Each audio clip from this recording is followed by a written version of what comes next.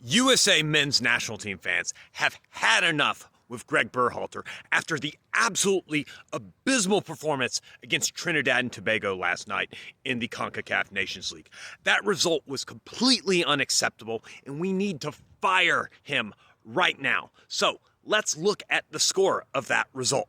As you know, that scoreline was completely unacceptable. Any coach that can't get a better scoreline than this needs to be fired. So let's see what it was. Oh, we won 3-0? So we won a team game 3-0, and people are freaking out and complaining and saying the coach needs to be fired over this. I thought 3-0 was a good result. I'm struggling to see where a 3-0 win has to be considered a failure and a bad thing. But let's take a look further. Maybe we were just lucky. Maybe it was freakish goals and we were being dominated all game. So let's look at some of the other stats. 76% possession to 24%, 26 shots to 0. To be fair on that one, I have seen some place give Trinidad and Tobago 1 shot. 0 cards to 3 cards, 10 corner kicks to 0 corner kicks, 13 to 13 fouls, 1 offside to 2 offsides, and 3.25 expected goals to 0.4 expected goals. Guys, this was complete dominance. I mean, maybe one can make the argument that the scoreline should have been larger than that. I mean, we did underperform expected goals, and there are also other things that say that we maybe even should have created more opportunities than we did, or at least higher quality opportunities than we did. But, I mean, the game was always in our control. And this isn't me saying that there weren't problems with the performance last night. It was not a perfect performance. And this isn't me saying that Gregg Berhalter is above criticism or that he got everything with his tactics and his lineup completely correct. He probably didn't. Now, what I am going to say about this is a lot of you don't have nearly as much information on the tactics, on why he makes those team selections as you think you do, to be as confident in your criticism as you are. Because the fact of the matter is, most of you don't have a fucking clue what's actually going on in their training sessions, what's actually being gone over in the locker room. The very best thing that you got is the subjective idea of what his tactics and instruction were by the execution of the players that were on the pitch. I'm going to let you in on a little secret. No player on earth executes the tactics 100% the same as they're drawn up on the tactical board, because that is humanly impossible. Players have to play the game, and their own abilities and own decision-making in the moment changes things. The very, very best players in the world often change this for the better. Weaker players often change this for the worse because they don't have as good of execution.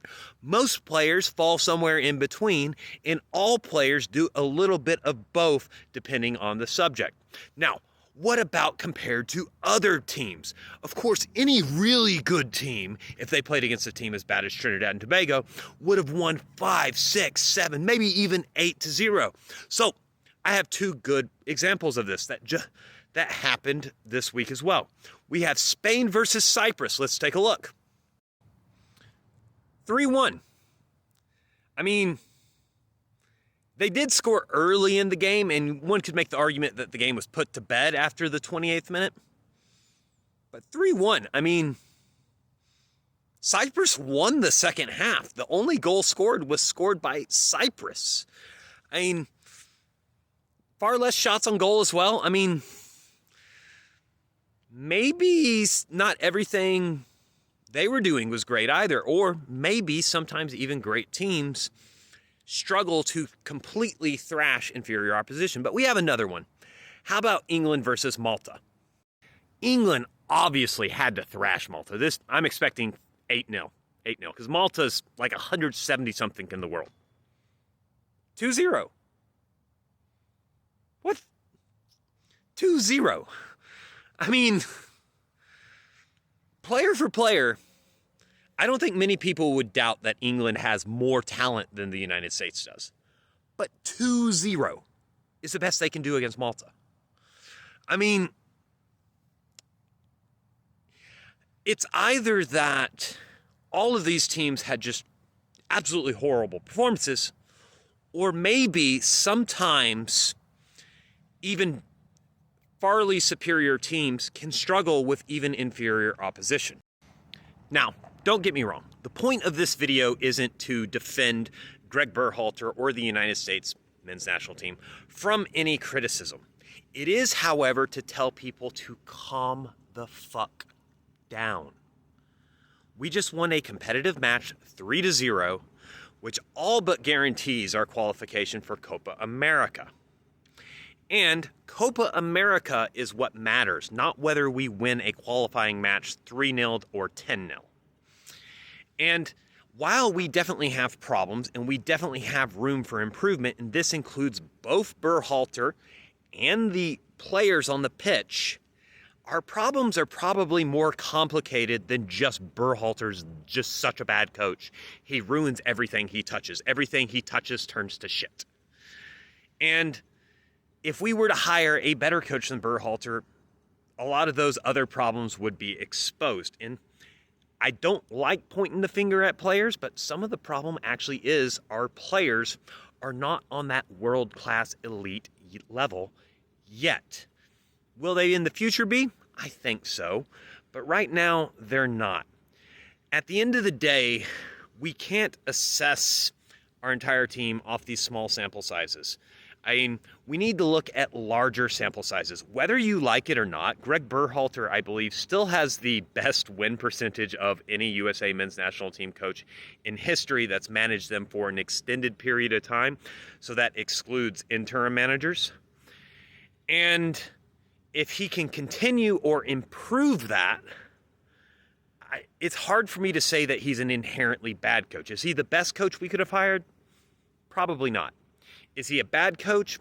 I also think not.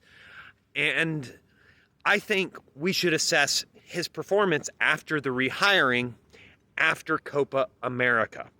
If we do really, really well in Copa America, yeah, stick with him. He's our guy going into 2026 for the World Cup. If we do very poorly in Copa America, say we don't get out of the group stage, yeah, fire him on the spot. That would be a better metric of how good he's doing. But most of you don't really care about that. You care about continuing on the narratives, which are mostly based in bullshit. But carry on.